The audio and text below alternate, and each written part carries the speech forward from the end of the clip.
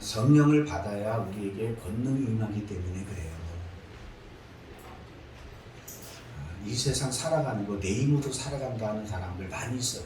잘 삽니까? 성도 여러분, 지금 교회와 자신의 가정과 자신의 미래에 대하여 어떻게 보고 계십니까? 혹시 암울하고 자신이 없으며 세상에 뒤처진 것 같아 절망을 느끼며 자꾸 움츠러듭니까? 기쁨이 없습니까? 미래의 소망이 없습니까?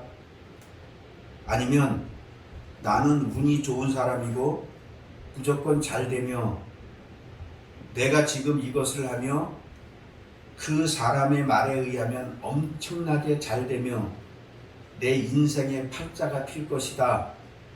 미혹에 빠져 허황된 꿈을 꾸고 있습니까?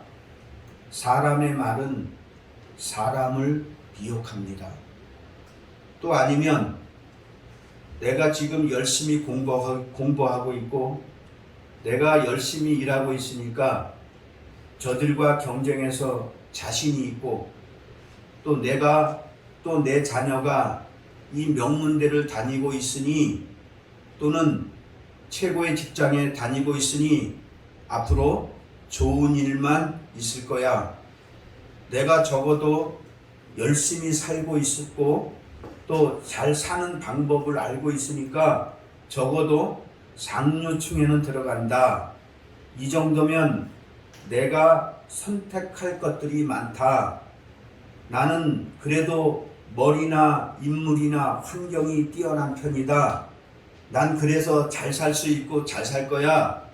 셋 중에서 어디에 나는 속한다고 생각하십니까? 하나 더 있습니다. 나는 지금 현재 부족하고 연약하지만 하나님께서 나에게 약속한 것이 있는데 그 약속을 나는 진짜로 믿는다.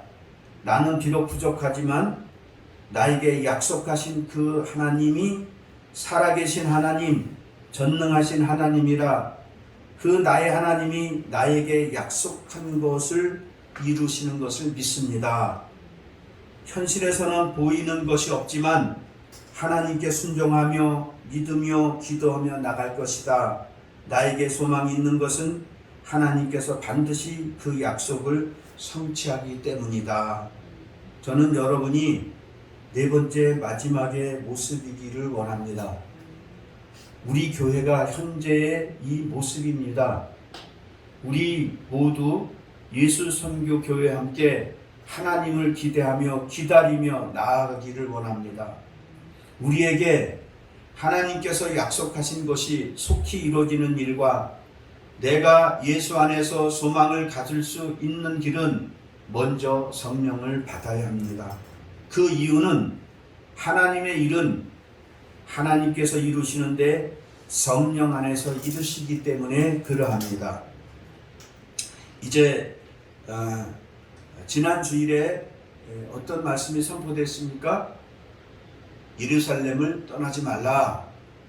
아버지께서 약속하신 것을 기다리라. 그래서 아버지께서 약속한 것을 기다리라라는 그 말씀을 가지고 지난 주에는 말씀이 선포됐습니다. 그런데 아버지께서 약속하신 것을 기다리라 했던 그 무엇을 기다리라고 그렇게 아버지는 우리에게 말씀하셨는가? 그게 성령 충만함이었다. 성령 충만함이었다. 그래서 오늘은 그 말씀에 같이 연결되어서 이제는 성령을 받아라. 성령을 받아라. 이거는 예수를 믿는 하나님의 사람들은 이거는요 명령이에요. 받아도 되고 받지 않아도 되고 그러는 게 아니라 이거 성령을 무조건 받아야 돼. 왜? 그게 살 길이야. 여러분 인생 지금까지 서두에서 말씀을 드렸지만 세상 사는 게 쉽습니까? 자녀들 키우기가 쉽습니까? 하나도 쉬운 거 하나도 없어요. 살아보니까 다 어렵고 힘든 것뿐이다. 그런데 그래도 여러분들이 이 세상을 헤쳐나온 힘이 무엇이었다? 성령의 능력이었다. 여러분이 느끼든 느끼지 않든 예수를 믿으면 그 사람들에게 성령이 부어지는데 어떤 사람은 성령 충만함으로 그 성령의 확실한 이끌림을 받고 가는 사람이 있는가 하면, 아니면 성령은 받았는데 그게 성령이 역사하지 못하도록, 또 내가 받은 성령은 그냥 받은, 아주 미미하게 받은 그런 상태이기 때문에 내가 내 힘으로, 내 마음대로 내 인생을 살아왔다, 이렇게 말씀을 드릴 수 있는 거예요. 성령은 예수를 믿으면 모든 사람에게 임합니다. 그 성령이 임하지 않으면 믿는 것 다 헛것이 되는 거예요. 성령이 임하지 않으면 죽은 우리의 영이 살아날 수가 없는 거예요.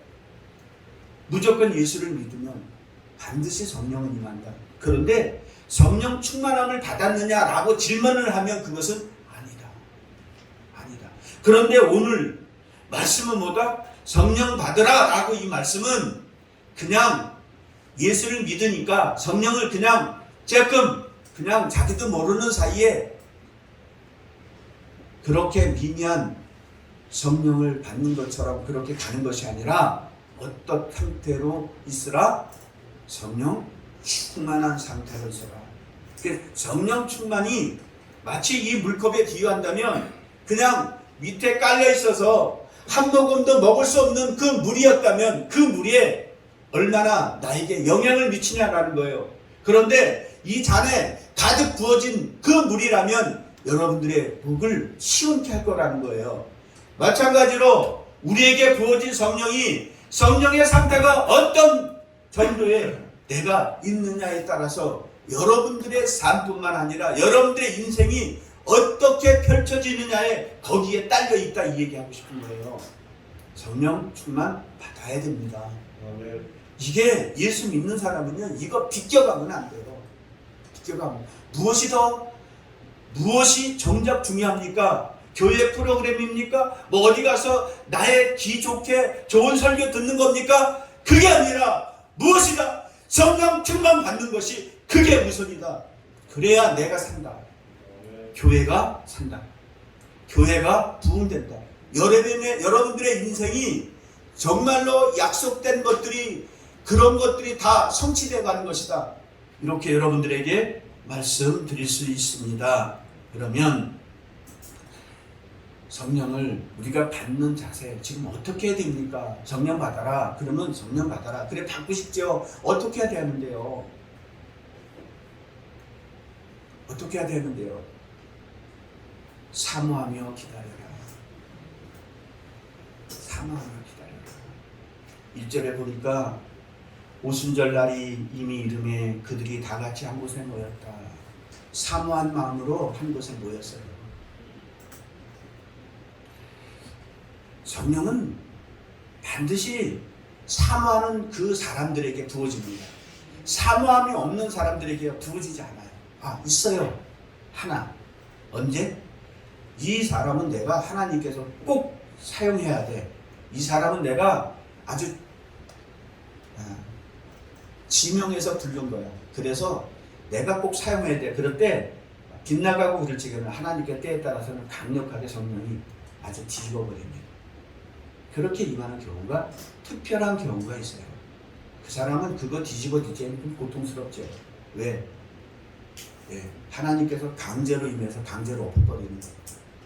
그런데 그거 말고는 대부분의 어떤 사람에게 임하더라? 사모하는 사람들에게 임한다.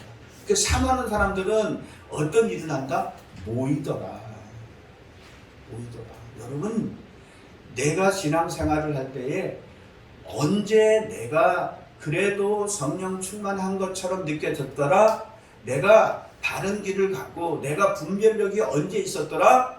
내가 주를 사모하면서 성전에 드나드는 것을, 내가 예배자리에, 기도자리에 내가 사모하는 마음으로 계속해서 앉았을 그때가 그 사람의 가장 황금기다.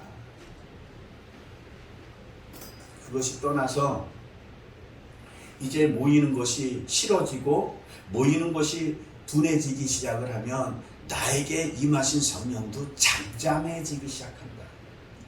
성령님은요, 우리의 상태에 따라서 성령은 역사하는 거다.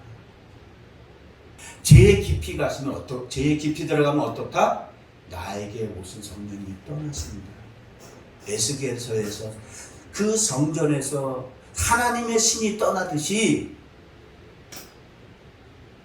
지금 성전 삼고 계신 성령님은 나에게서 떠나버리십니다. 어디에 성령이 임해서 폭발적인 성령이 일어날 것입니까? 기도 자리다. 사도행전 1장 14절에 보면 이렇게 말씀합니다. 여자들과 예수님의 모친 마리아, 그리고 그 예수의 아들 아우들 야고보, 요한 더불어 또 마음을 같이 하였다. 마음을 같이 해서 여러 사람들이 함께 한 마음을 같이 해서 전심을 다해서 기도에 힘쓸 때에 어떻게 됐다? 성령이 임하였더라. 혼자서 집에서 열심히 기도한다고 그때 성령이 임하는 것보다 하나님께서 약속하신 장소, 그 성전에서 하나님의 사람들이 함께 모여서 전심을 다해서 기도할 때에 그때에 어떻더라? 성령이 임하더라. 이 얘기하는 거예요. 이게 초대교회에 성령이 임하는 그 모습입니다. 그러면 지금은 초대교회에 역사했던 그 성령님 어디 가셨습니까? 여기 계십니다. 동일하게 여전히 하나님은 역사하시고 계시는데 사람들이 배가 부르고 등도 따스우니까 이제는 많은 것을 소유하다 보니까 하나님이 필요 없어지고 제 가운데로 자꾸 들어가다 보니까 성령께서는 사도행전 시절에 그때의 초대교회에 임했던 그 성령님이 지금에는 마치 소멸된 것처럼 그렇게 보여지는 것이다. 아니다. 성령을 사모하고 정말로 전능하신 하나님을 믿는 그 교회는, 그 백성들에게는 동일하게 지금에도 부어진다. 그리고 동일하게 역사하신다. 믿으시기 바랍니다. 바람과 같이 성령을 받으라. 바람과 같은 성령. 2절에 호련히 하늘로부터 급하고 강한 바람 같은 소리가 있어 그들의 앉은 온 집에 가득했다. 성령 받은 사람들의 대체적으로 이야기를 들어보면요, 뭔지 모르지만 이따만한 바람이 나한테 뭔지 모르지만 때리는 그거로 발랑 나가 자빠졌더라. 그렇게 체험하는 사람들의 그런 그 신앙 간증을 들을 때가 있을 겁니다. 성령은요, 정말 어떻게 또 임하더라? 바람과 같이 임하는데 어떻게 임하더라? 마치 태풍과 같이 어떤 무거운 묵직한 그런 공과 같은 걸 내가 탁 맞는 것처럼 그렇게 강하게 나에게 임하더라. 그리고 어떤 성령을 또 사모하며 기다리며 기도해야 된다? 꺼지지 않는 불과 같은 성령이 받아라. 꺼지지 않는 불. 이 불이 무슨 불이냐? 출애굽기 3장 2절에 있는 불입니다. 여호와의 사자가 떨기나무 가운데로부터 나오는 불꽃 안에서 그에게 나타나시느니라. 그러면서 떨기나무 불이 붙었으나 그 떨기나무가 사라지지 아니하느니라.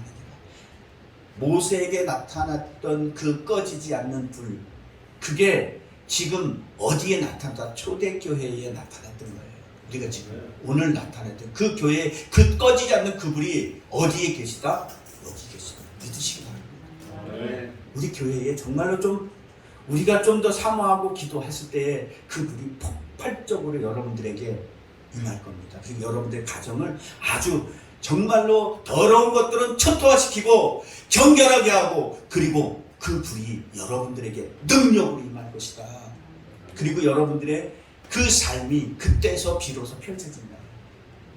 그게 그 능력이 임하지 않으면 내 인생에서의 그 삶은 그냥 흐느져 마치 끈 떨어진 연처럼 그렇게 흔들 사는 수밖에 없다.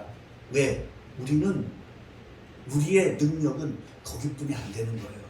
타락한 속성에서 나오는 인간의 능력은 마치 많은 것을 지금 사람들은 마치 지금 많은 것을 세워가고 아주 대단한 힘을 발휘하는 것 같지만 그 사람들의 그 한 사람 한 사람 개별적으로 놓고 났을 때 그 사람의 모습은 어떻더라?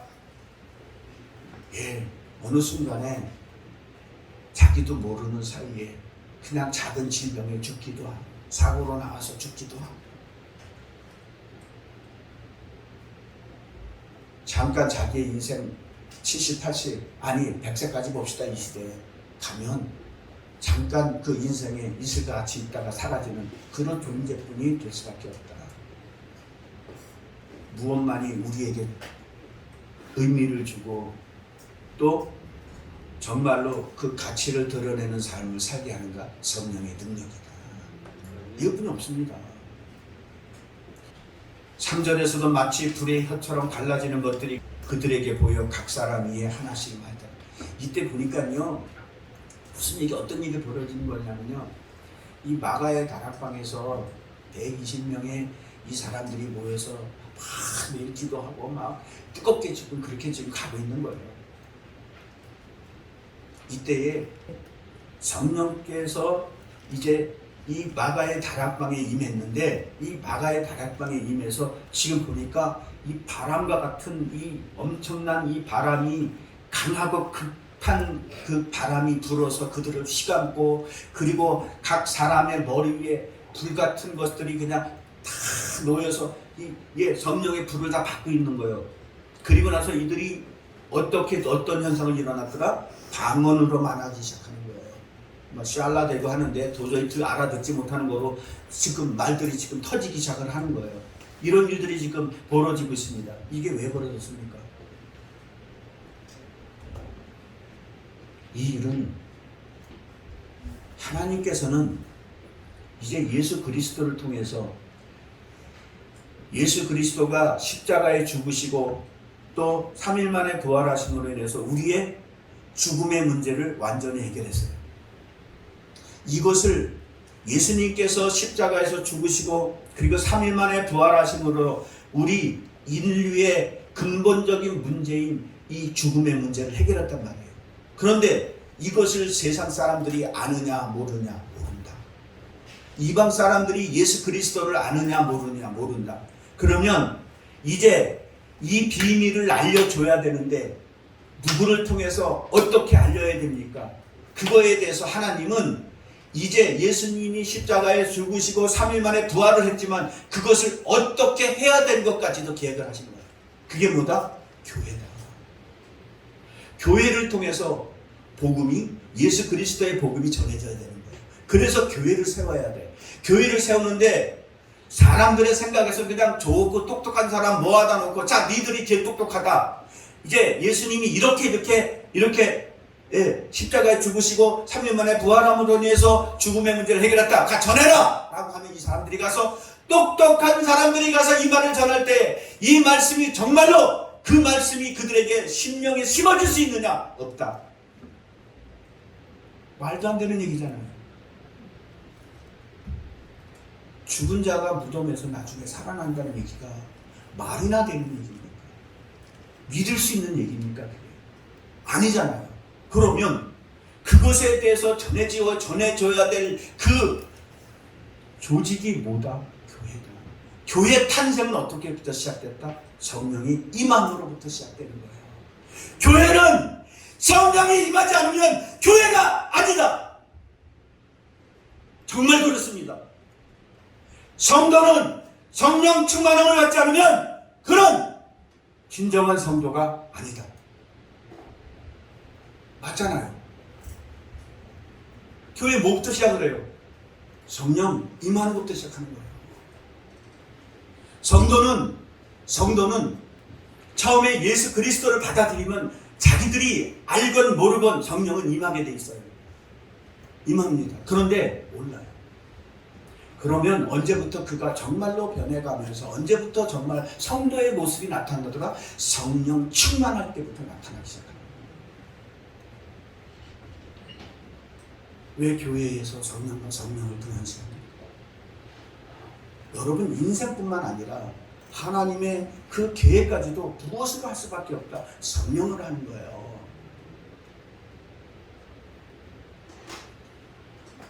그래서 사도행전 1장 8절에 보면 이렇게 얘기하는 거예요. 오직 성령이 너희에게 임하시면 너희가 권능을 받는다. 권능이 뭡니까? 권세와 능력이에요. 권세는요, 뭐를 아주 쉽게 얘기하면요, 권세는 뭐냐면요, 하다못해 경찰관이 호락이에 휘 불면은 가든 장관도요 그 앞에다가 딱 대는 거예요. 이거 발톱대기 두 개가 휙 불면은 장관도 가면서 대통령도 가다가 대야 돼. 면허증 내놓으세요. 그러면은 면허증을 줘야 돼. 왜 줍니까? 그는 교통경찰이기 때문에 그래. 근데 그 교통경찰은 누가 힘을 부여한 거예요? 국민이. 권세를 누가 부여한다? 하나님이 하나님의 자녀의 권세를 부여하는 거야. 이 권세가 어떨 것 같아요? 이 권세는 하나님이 부여한 권세는 똑같이 호루라기 불면 와, 가 하는 그대로 이루어지듯이 하나님의 권세를 가진 자들의 기도는 하는 대로 이루어지는 거예요. 성령 받지 않은 자가 하는 기도는요, 그냥 흐느적거려요. 근데 성령 받은 충만한 자들의 기도는 어떨까? 그대로 생해지는 거예요. 그게 권세요. 말하는 대로. 하나님께서 하나님의 자녀로서의 권세를 준 것은 엄청난 힘이다. 여러분 정말로 기도하라. 여러분 우리를 하나님 뭐라고 표현했냐면 신이다라고 표현을 해요. 그 진짜로 하나님 같은 신이 하나님의 능력이 부여된 하나님의 자녀란 뜻이에요. 그게 우리가 신적인 존재라는 게 아니라. 뭐 때문에 그렇다? 능력이 임했기 때문에. 그 다음에 능력은 뭐다 하면은 권세는 그거지만 능력은 사람이 자기 잘났다고 사는 사람의 그 힘의 그거와 하나님께서 약속하고 이끌고 가는 그 사람의 능력은 어떻다? 여러분 상상을 초월한다는 얘기입니다. 그래서 하나님께서 주신 비전을 이루는 그 비전과 그런 모습들을 여러분들이 볼 때 어떻더라? 엄청난 것들이 이루어지는 거야. 상상을 초월한 것들이 하나님은 그것을 이룬다. 여러분은 여러분들이 가지고 있는 것 그 수준에서 그것들이 못 이루는 거예요. 성령의 능력은 그렇다라는 것입니다. 그러면 하나님의 사람들에게 이 복음을 위해서 이 말도 안 되는 이 복음을 위해서 세상에 전하는데 이것이 무엇으로 전해질 것인가 라는 것에 대해서 하나님은 무엇을 준비했다? 이런 권능을 준비합니다. 그래서 이때에 이 사도들에게 또 120명의 문도들에게 각각 부은 거예요. 성령을 부은 거예요. 그리고 그 교회에서 거기에서 나가서 이제 복음을 전하는 자들에게 나타나는 현상이 뭐였다? 이 권능이 나타나는 거예요. 말도 안 되는 말을 전할 때 그들은 회개하더라. 회개가 당신 회개하세요. 죄 졌잖아요. 라고 설득은 되는 게 아니에요. 무엇이다? 회개의 영이 부어집니다. 나의 죄를 보게 하는 거예요. 그리고 완전히 탈바꿈하는 거예요. 그게 회개다. 어떻든 이제 이 성령 충만함을 받아야 된다. 이 성령 충만함을 받으면 성령의 인도를 받는 거다. 성령이 누구시다? 하나님이시다. 그러면 하나님이신 그 성령의 인도를 받으면 하나님의 능력 가운데 우리가 인도를 받아가는 거예요. 나의 능력 가운데 행하는 게 아니라 하나님의 능력 가운데에 이제 받아가는 거예요. 이거 받을 거예요, 말 거예요? 받아야죠. 출애굽기 13장 21절 22절 보면 여호와께서 그들 앞에 가시며 낮에는 구름 기둥으로 그들의 길을 인도하시고 밤에는 불 기둥으로 그들에게 비추사 낮에나 밤이나 진행하게 하시니 낮에는 구름 기둥 밤에는 불 기둥으로 백성 앞에서 떠나지 아니하니라. 무슨 얘기입니까? 이제 사도행전에서는 저희가 지금 먼저 봤던 여기는 교회 탄생을 해서 교회가 예수 그리스도의 복음을 전하게 하기 위한 그 방편으로서 먼저 한 것이 무엇이었다? 성령에 충만한 것이 부어진 거예요.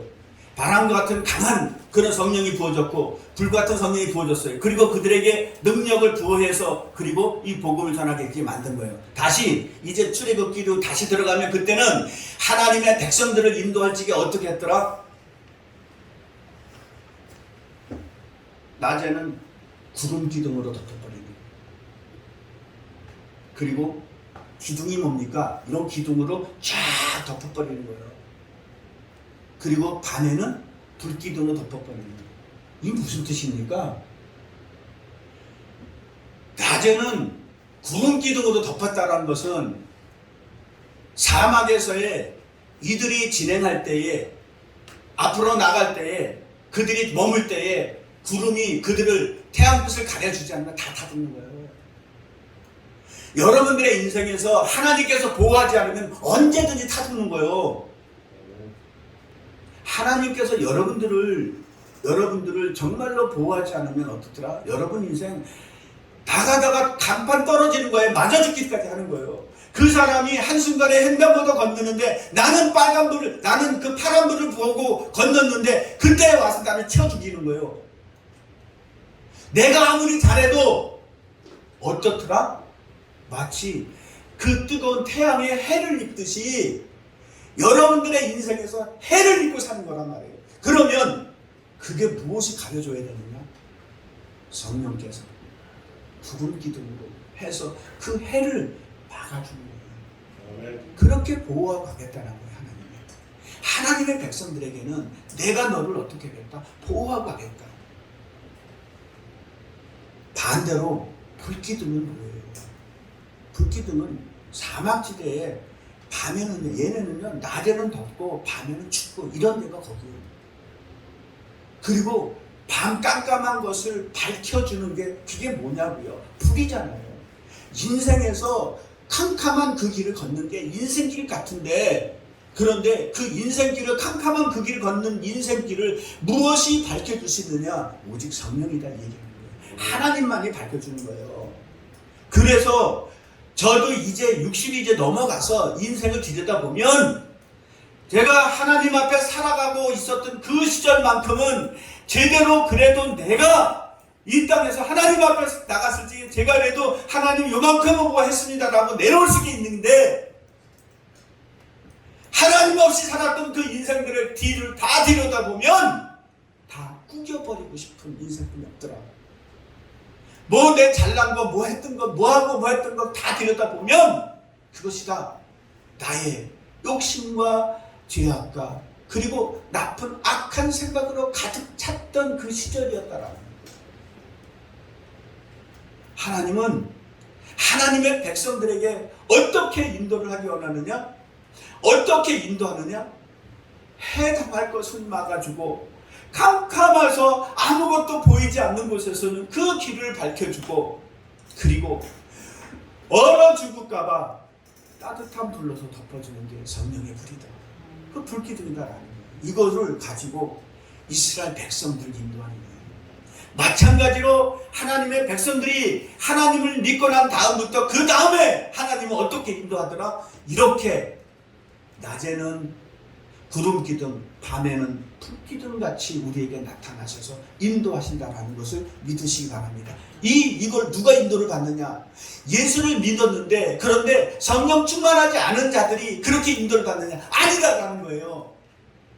성령 충만함을 받은 자들이 이렇게 인도를 받는 거예요.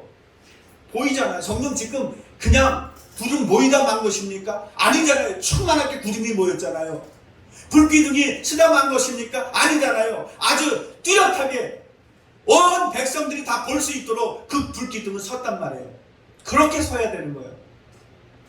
여러분들의 인생에서 많은 사람들, 어떤 사람은 예수를 잘 또 믿었는데 왜 저런 일을 당하지? 왜 저렇게 됐지? 이런 일을 많이 보잖아요. 정말 성령 충만했습니까? 정말 불기둥으로 인도받고 있느냐 말이에요. 여러분들의 인생이 그렇게 구름기둥, 불기둥으로 그렇게 인도를 받아야 된다는 거예요. 그리고 하나 더 말씀을 드리면 우리의 연약한 마음을 아시고 돌이키지 않도록 인도했다. 이렇게 지금 17절에서 이야기를 해요. 바로가 백성을 보낸 후에 블레셋 사람의 땅의 길은 가까울지라도 하나님의 그들을 그 길을 인도하지 아니하였으니 이는 하나님의 말씀하시기를 이 백성이 전쟁을 하게 되면 마음을 돌이켜 애굽으로 돌아가게 하였습니다. 무슨 얘기입니까? 지금 하나님은요, 우리의 마음 가지고 있는 그 속속들이까지 다 알고 있는 거예요. 어떻게 할 때에 마음을 돌이켜서 세상으로 떠내려갈 것 같은 그런 마음까지도 하나님은 헤아리고 있다는 거예요. 지금 이스라엘 백성들을 인도하는데 어떻게 인도했더라? 지금 이들인 블레셋 땅을 통해서 가나안 땅으로 곧장 들어갈 수 있는 길을 가다가 다시 반 뒤 꺾어 돌아가는 것처럼 휘어져 어디로 가고 있습니까? 홍해 쪽으로 지금 들어가요. 그런데 그렇게 한 이유가 뭐였다? 하나님은 하나님의 백성들이 블레셋 사람과 전투를 해서 싸울 때 이들의 마음이 변할까봐 그렇게까지 했다. 이렇게 얘기하는 거예요. 이 얘기는 무슨 얘기입니까? 하나님은 우리의 세세한 신령까지도 다 아는 거예요. 그래서 하나님은 우리가 어떤 마음으로 어떻게 실족하고 어떻게 할 것까지도 하나님은 계산하는 거예요. 그래서 그 길을 사람이 생각할 때는 도저히 이해할 수 없는 길 같은 곳으로 인도하기도 한다. 정말 성령의 사람들 인도하면 말도 안 되는 길에서도 꽃을 피는 거예요. 그래서 하나님은 어떻더라?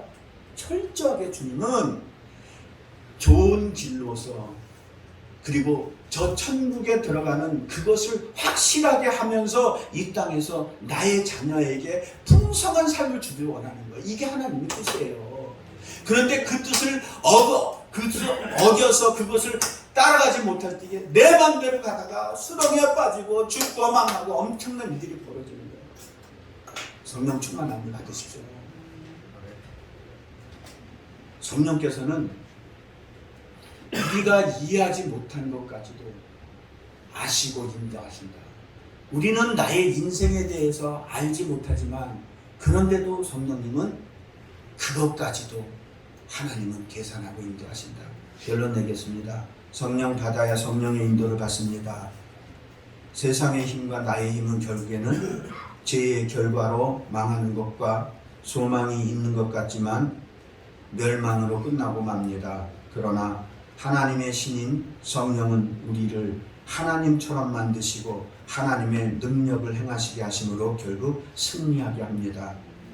하나님의 사람은 하나님으로부터 약속을 받으며 그 약속을 성령의 능력으로 이루어갑니다. 여러분들의 인생 성령의 인도를 받으시기 바랍니다. 기도합니다.